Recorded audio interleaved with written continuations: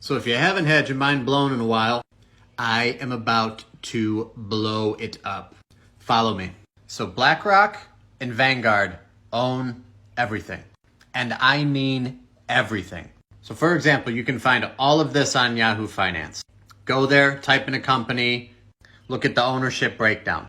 This is Pepsi. Vanguard, BlackRock, State Street. This is Coca-Cola. These are the food brands they own. I'm telling you, just go to Yahoo Finance and look it up. This is no bullshit. They own Twitter, they own Facebook, they own Alphabet, which is the parent company of Google and YouTube. They own Apple, they own Microsoft. They are enormous investors in Android. So Apple and Android, both owned by them. They own IBM, they own Intel.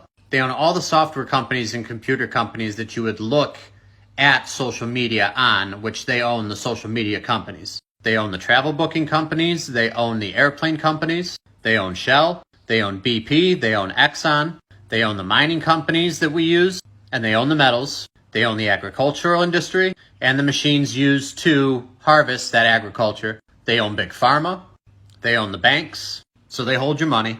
They also own Visa, they own MasterCard, they own practically everything. They work closely with the federal government, giving them loans and grants. They own the media you watch, CBS, NBC, CNN, HBO, TNT, Stars. And feel free to fact check me. Go to Yahoo Finance, type in these companies, and look at the top 4 or 5 stockholders. You will find Vanguard and BlackRock and sometimes Berkshire Hathaway at the top every time.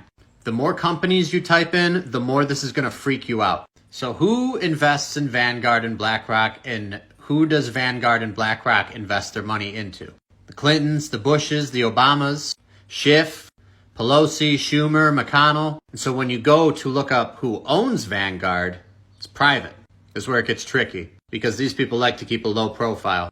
The Orsini family, the Bush Foundation, and the Bush family, and both of them are Skull and Bones alum from Yale. If you want to go like hopping down that rabbit hole, that's a whole nother story. The royal family. Some of the other names I'm sure you've heard of are the Rockefellers, the Rothschilds, the Vanderbilt family, and if you look closely, who is that? Anderson Cooper, Mr. CNN.